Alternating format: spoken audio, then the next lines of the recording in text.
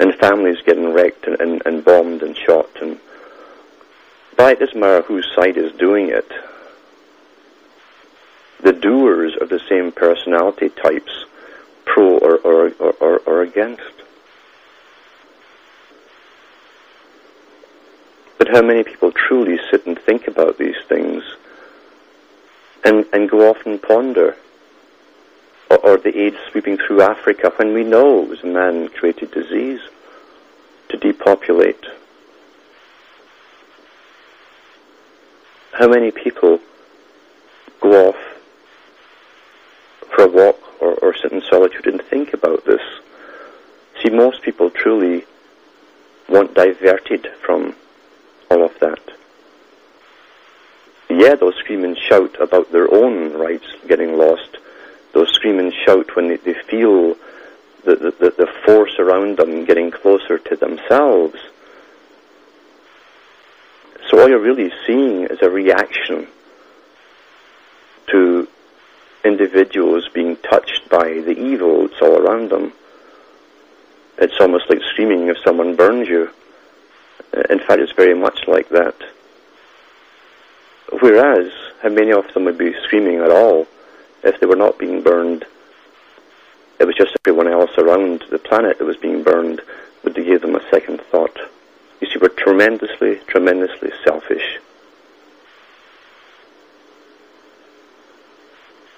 And people who are screaming out about the New World Order are just screaming because that which is familiar to them is being changed without them being considered or even participating in the decision-making.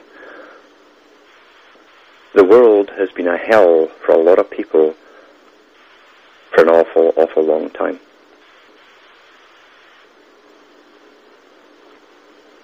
We love to think that we're all sane. But what would you call sanity? What is sanity? What is civilization? What is progress?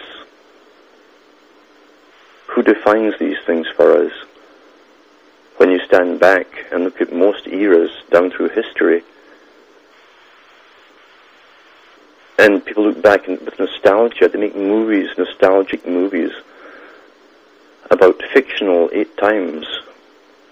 And the closest they get to reality is to show you an upper middle class and the little things that absorb them, little dramas they go through under the guise of fantasy or drama.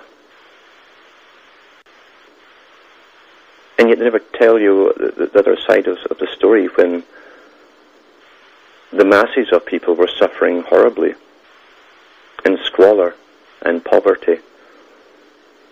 We don't want to look at that as too depressing. And that which we will not face will be repeated on every generation until we do say enough, enough. The system we are living in, if we take away all the flags and the banners and the propaganda and the tinsel, this system is anti-human. There's nothing human about it. It's anti-human. It croaks the life out of humanity. It's the epitome of dog-eat-dog at all levels. And this is the system we're being taught is the only way to go.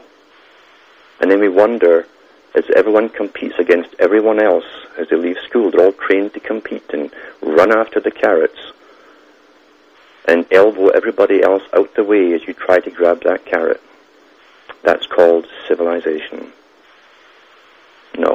No, this is anti-human behavior. So why would anyone want to save it? The system is corrupt, always was. In a monetary system, you can never get anything else but corruption.